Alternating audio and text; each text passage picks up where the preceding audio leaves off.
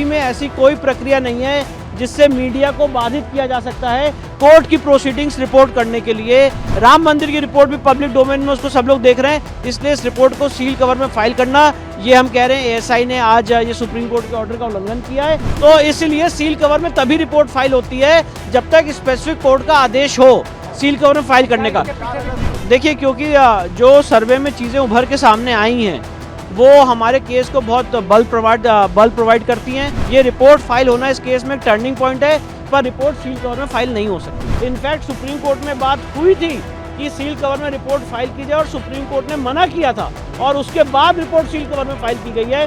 ये supreme court के order का 4 अगस्त का उल्लंघन है और ये हमारा लीगल हक है इस रिपोर्ट की कॉपी हमें प्रोवाइड की जाना, और मुझे पूरी उम्मीद है कि रिपोर्ट की कॉपी आज ही प्रोवाइड की जाएगी।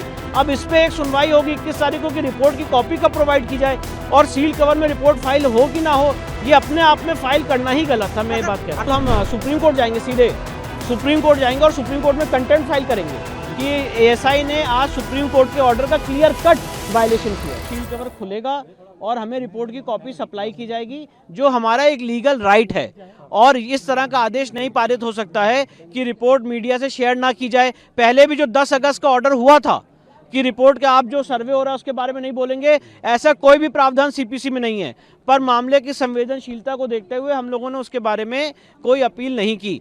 पर सीपीसी में ऐसी कोई प्रक्रिया नहीं है जिससे मीडिया को बाधित किया जा सकता है कोर्ट की प्रोसीडिंग्स रिपोर्ट करने के लिए। इनफैक्ट सुप्रीम कोर्ट ने ये बात कही है अपने जजमेंट में that sunlight is the best disinfectant, और आप कोर्ट की प्रोसीडिंग्स को आप इन कैमरा प्रोसीडिंग्स नहीं बना सकते हैं।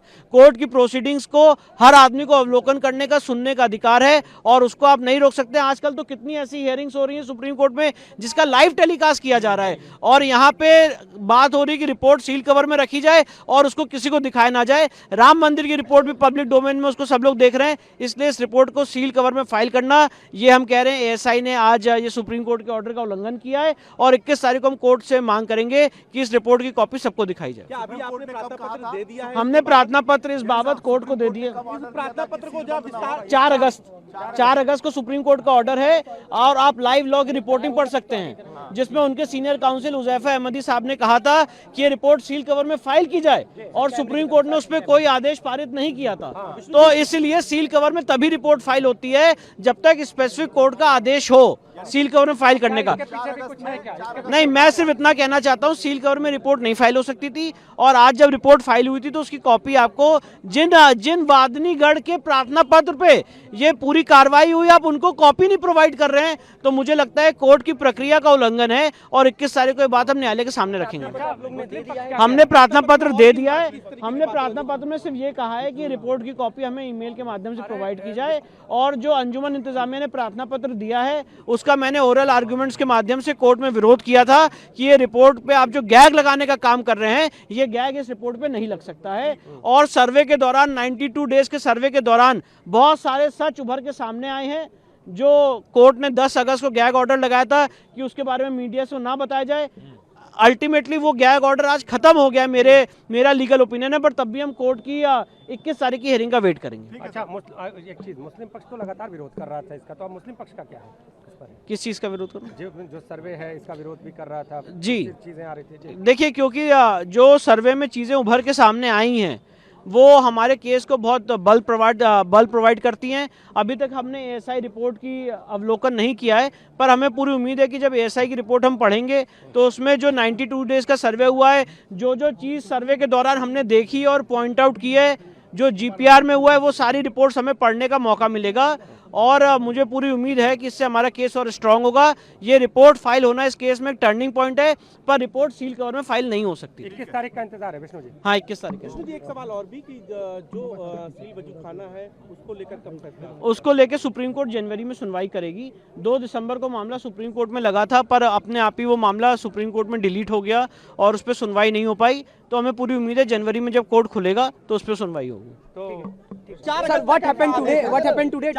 4 अगस्त का सुप्रीम कोर्ट का यही आदेश था कि आप बिना एक्सकेवेशन किए हुए ये रिपोर्ट कोर्ट के सामने फाइल करें और उसके बाद ही ये रिपोर्ट क्या कहते हैं सारा सर्वे शुरू हुआ था। यानी कि सील बंद की कोई बात नहीं, सील बंद की कोई बात नहीं थी। और मैं आपके सामने लीगल पोजीशन स्पष्ट करना चाहता हूँ। लीगल पोजीशन यही है कि सीलबंद लिफाफे में रिपोर्ट तभी फाइल हो सकती है सीलबंद जब तक कोर्ट उसके लिए स्पेसिफिक डायरेक्ट ना करे।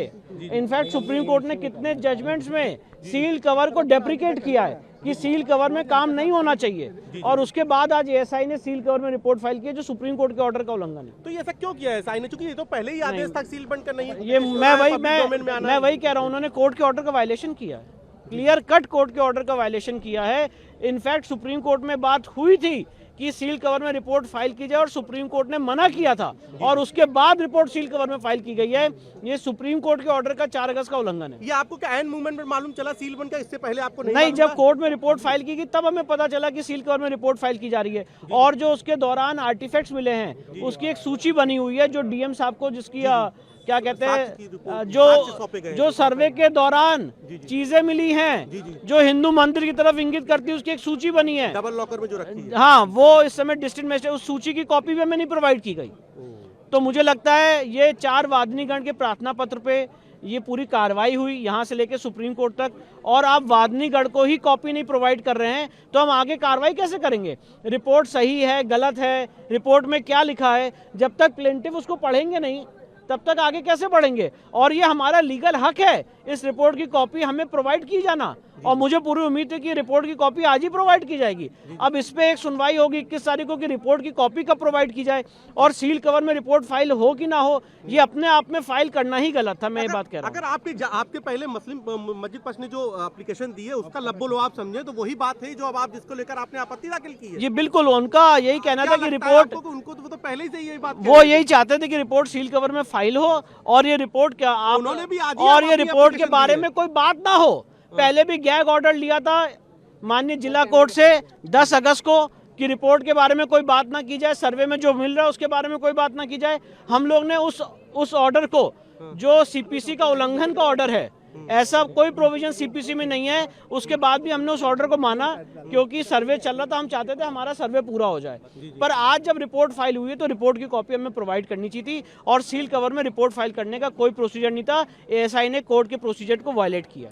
अगर 21 तारीख को आपको यहाँ से किसी तरीके से राहत नहीं मिलती है तो क्या इस मामले को लेकर आप उच्च अदालत में भी जाएंगे? बिल्कुल, हम सुप्रीम कोर्ट जाएंगे, सीधे सुप्रीम कोर्ट जाएंगे और सुप्रीम कोर्ट में कंटेम्प्ट फाइल करेंगे कि एएसआई ने आज सुप्रीम कोर्ट के ऑर्डर का क्लियर कट वायलेशन किया।